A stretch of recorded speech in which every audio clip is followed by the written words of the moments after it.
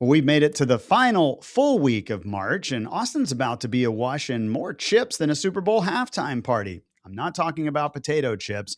I'm talking about semiconductor chips. There's been numerous announcements made in the past several years, including a big one this last week. So let's take a look. So, Elon Musk, the founder of SpaceX and Tesla, announced this weekend that he is going to build a $20 billion terafab chip plant here in Austin, really to help with AI semiconductor chips. And we love big words in Austin. We now have Pegatron, we've got the Samsung Gigafactory, and now we're going to have a terafab. So, anyways, $20 billion, put that in context, would be one of the largest chip factories in the world. So, he announced that this week. What he's looking to do is he just feels like there is not enough chips being made already to fuel all the self-driving cars, to fuel AI-powered robots.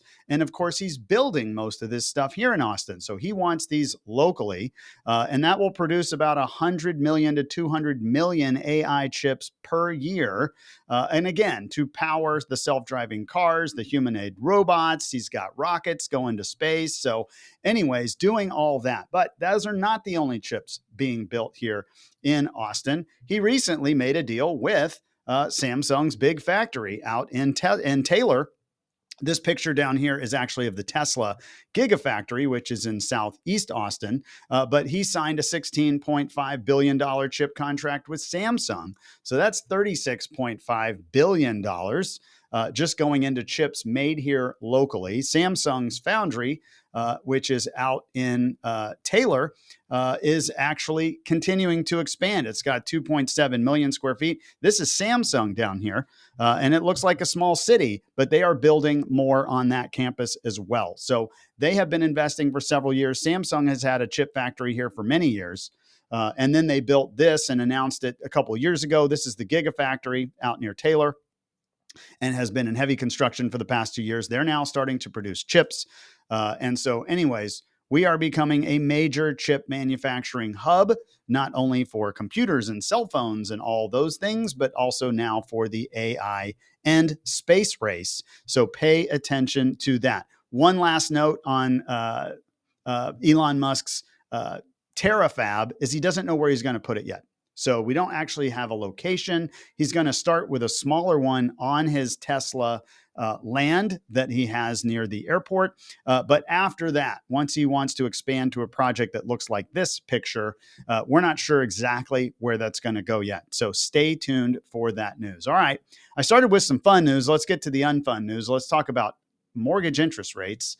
So since the war broke out and the oil spiked, there's been a lot of uncertainty. A lot of risk is being baked back into the market, and that has created a high upward swing on rates.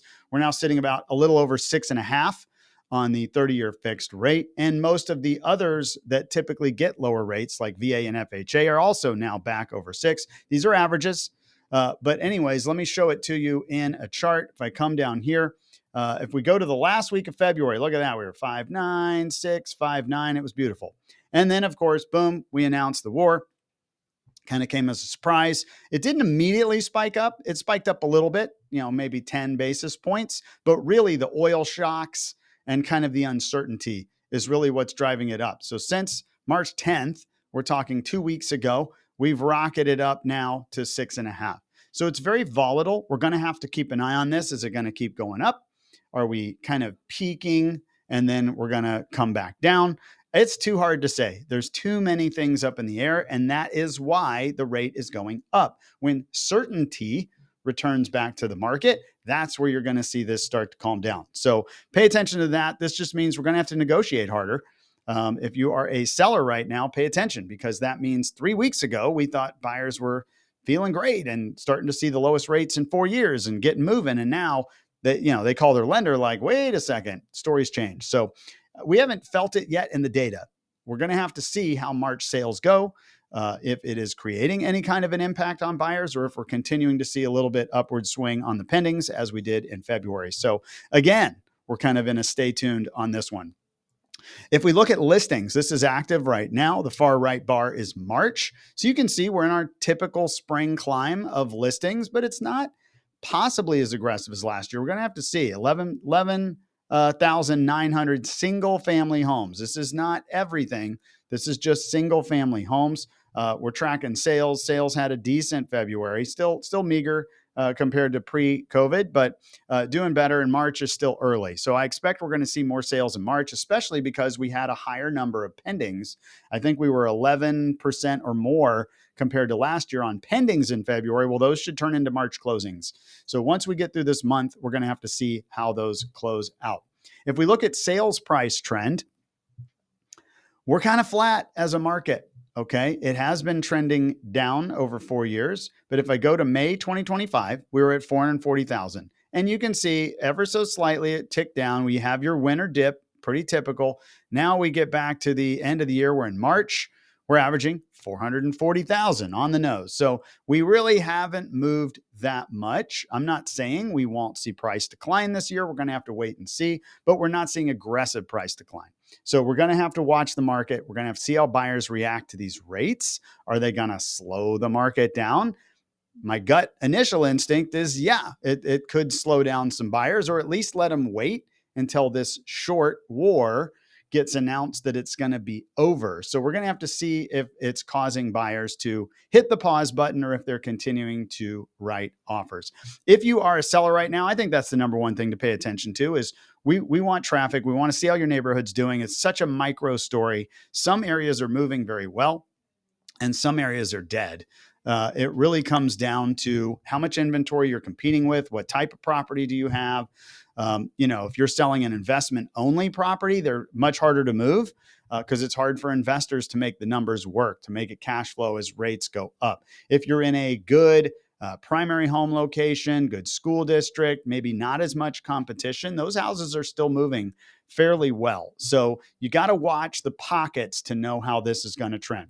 Anyways, I hope this was helpful. I think for a long term, Austin's looking really well with the amount of investment that's coming to the market. We are getting through the post-COVID oversupply.